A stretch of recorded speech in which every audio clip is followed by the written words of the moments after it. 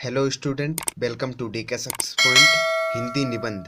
मेरा प्रिय कवि पर निबंध देखने वाले हैं हिंदी में। इससे पहले मैं सभी निबंध बता चुका हूं। यदि आपने नहीं देखे हैं तो लिंक डिस्क्रिप्शन में मिल जाएगा या आप प्लेलिस्ट चेक करके देख सकते हैं।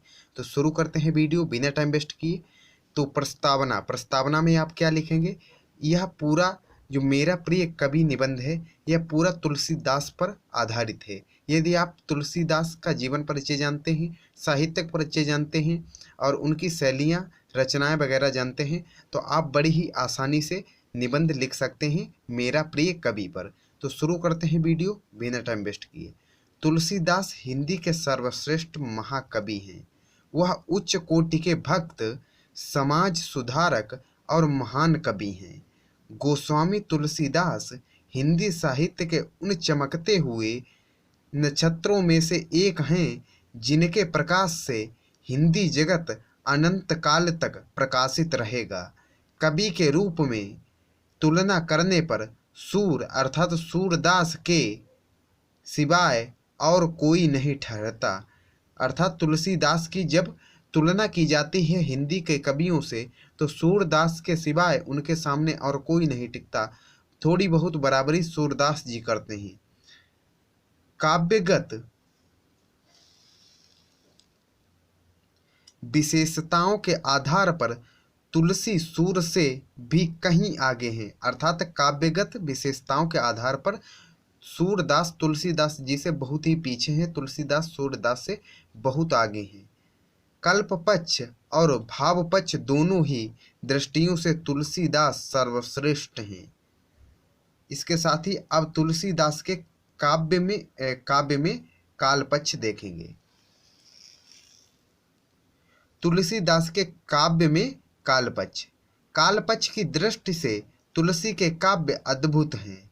उन्होंने सभी शैलियों में रचना की है जो उस समय तक हिंदी में प्रचलित थी। उन्होंने प्रबंध और मुक्तक दोनों प्रकार के काव्यों की सफल रचना की है। ब्रज और अवधी दोनों भाषाओं पर उनका पूर्ण अधिकार था। वह छंद शास्त्र के पारंगत थे। उनकी वाक्य रचना ऐसी सुदृढ़ और व्यवस्थित है कि उनका एक भी शब्द इधर से उधर होना असंभव है। तो अब देखेंगे कि तुलसीदास के काव्य में भाव पक्ष की दृष्टि तुलसी को और श्रेष्ठ बनाती है। भले ही तुलसी कविता का मुख्य विषय भक्ति था,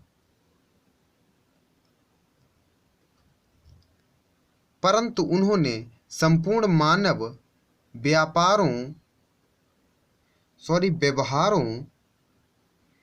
के उन्होंने अति सुंदर चित्र खींचे हैं। जीव जगत और प्रकृति के जैसे स्वाभाविक और मार्मिक चित्र उन्होंने खींचे हैं। तुलसी ने श्रृंगार का ऐसा सुंदर वर्णन किया है जिसे बिना किसी लज्जा के सबके सामने पढ़ा जा सकता है। उन्होंने क्रोध, ईर्ष्या, प्रेम, उत्साह तथा धैर्य आदि मानव हृदय के सभी भावों के सजीव और साकार चित्र उपस्थित किए हैं। अब तुलसीदास लोकनायक के तौर पर देख लेते हैं तुलसीदास का लोकनायकत्व। महाकवि तुलसीदास यथार्थ लोकनायक हैं।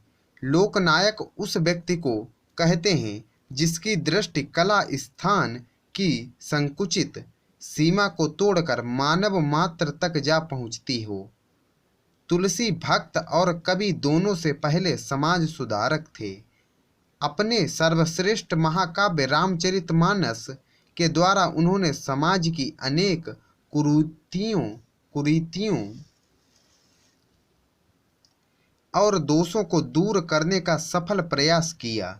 धर्म और समाज की कैसी व्यवस्था होनी चाहिए, पिता पुत्र, माता पुत्र, भाई भाई, गुरु शिष्य, पति पत्नी, स्वामी तथा सेवक आदि में सामाजिक संबंध कैसे होने चाहिए, उन्होंने सगुण के साथ निर्गुण का और गृहस्थ के साथ वैराग्य का सुंदर समन्वय कर अपने को लोकनायकत्व के पद पर प्रतिष्ठित कर आदरणीय बना दिया है। अब तुलसी का साहित्य देखेंगे। तुलसीदास का साहित्य।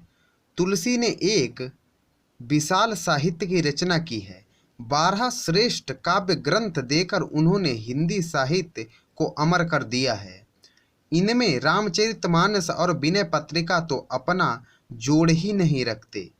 इनसे तनिक भी संदेह नहीं है कि हिंदी को एक पौढ़ साहित्यक नहीं भाषा सिद्ध करने के लिए अकेले तुलसीदास व उनका साहित्य ही पर्याप्त है। अब उपसंहार देखेंगे। संक्षेप में यही कहना पर्याप्त होगा कि महाकवि तुलसीदास हिंदी के सर्वश्रेष्ठ कवि, परम भक्त एवं समाज सुधारक थे। उनमें वे सभी गुण विद्यमान थे जिनसे उन्हें लोकनायक पद पर पूर्ण अधिकार था। तो इस प्रकार से आप अपना या मेरे प्रिय कवि या अपना प्रिय कवि पर निबंध लिख सकते हैं और अपने एग्जाम में अच्छे अंक प्राप्त कर सकते हैं।